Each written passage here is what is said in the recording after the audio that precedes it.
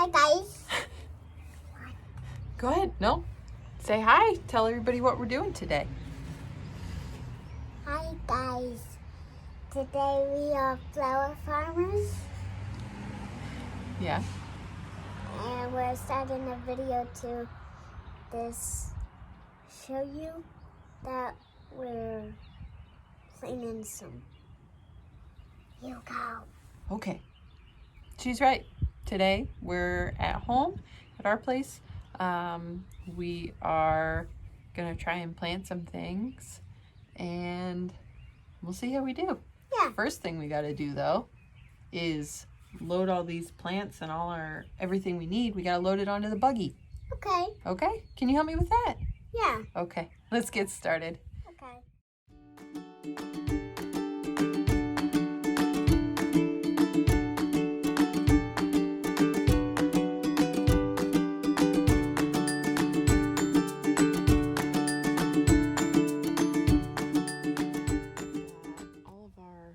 All of our plants and our seeds moved up to the garden. And first thing I'm going to work on is my greens, my brassicas that should have been in the ground weeks ago.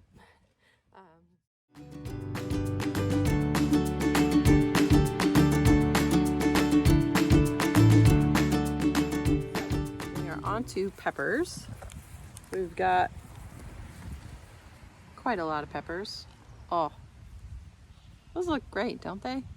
So everything we grow here and sell at the stand, I start from seed. So I just have more control over what I'm putting in the ground. And I mean, I guess first of all, it's something I like to do. So that's what we do. It allows me to get different varieties maybe that I know work for us, and I can get them a little bit more easily, and it's more cost efficient generally. So a note about peppers, just as far as my organization in the garden. Obviously I try and label everything. I've got, labels everywhere. But things happen and you lose labels, and as much as you say, I'm going to remember that. I'm going to remember the order that I put these peppers in. I know how many I put down, and there's no way I'm going to forget this. Guess what? I'm here to tell you, you're going to forget it. So what I like to do is I like to use these tree tags. So this is a golden giant. That is a bell pepper. After I plant, I will put metal stakes in the ground. I don't know if I'll get to do that today, but and then I can just wrap this around my stakes, and it's there, and I can easily see it because it's above the pepper. In addition to that, I will do that at the beginning and the end of each variety. So the first and last pepper stake of a given variety will get a tag. And that's just something I've figured out over the years that is helpful to me. I'll also do a tag, most often I'll also do a tag just in the ground next to the first and last pepper. I don't even know how many varieties I have growing right now of peppers or tomatoes, honestly. I do the same kind of tagging for our tomato varieties. When things are growing and fruiting and you can tell them apart very easily, like obviously I know the difference between a jalapeno pepper and, a bell pepper once they're flowering. And now, I mean, I can tell the plants apart too, but Hungarian wax peppers and banana peppers are a great example of this. They look pretty much the same. So if you do not have, if you don't have things labeled and you think you're picking from a banana pepper and it's actually a wax, you're in for kind of a rude awakening, you know? Just things like that. Like, save yourself the trouble. Take a little bit of extra time up front, and, you know, it's just a way to be a little bit more organized, and know for sure, especially if you're selling, you're going to know for sure exactly what you're giving people. If you give them a hot pepper thing and it's a sweet pepper, yeah, they're probably not gonna come back after they burn their tongue off.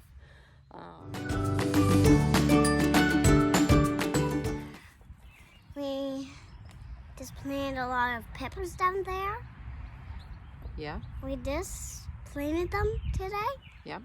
And today has been a nice day, so we thought we could do it. Yeah. The whole row Mm-hmm. of the plastic. So we didn't yet, but we're gonna start up. So as you can see, the peppers have gone up to the All top. the way, right?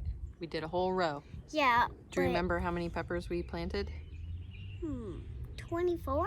No. 100. And even 100 peppers in this row. I realized that I don't actually know how large of a growing area we use. So I'm gonna take a measure. I know I plant things a lot closer than is recommended, but it'd be interesting to see the actual square footage of our growing space. Anyway, we're moving on to tomatoes. So we've got quite a few tomatoes here. I think I've got like 9 or 10 different varieties. Alright, tomatoes are in. I've got 39 in the space that I have allotted for them this year here. And all the rest will go over to the big garden. I still have quite a bit of planting that I want to get done, but it's not looking too nice. I know we're supposed to get rain over the next couple days. I don't know if it's going to be stormy or just a nice rain, but you can see here on the plastic we've got some pretty significant damage to the plastic since we put it down from the neighborhood cats, which I've been battling all season, and not just this season, actually. I've been battling them for a while. But anyway, so we've got damage from the cats, and we've also had some erosion because we've had some pretty heavy rains since we put the plastic down. So before I plant anything else, I want to make sure that I secure this plastic, because if we get some nasty storms, the wind will get under there wherever there's, you know, that big hole, and it'll just destroy it. And I don't want that to happen. So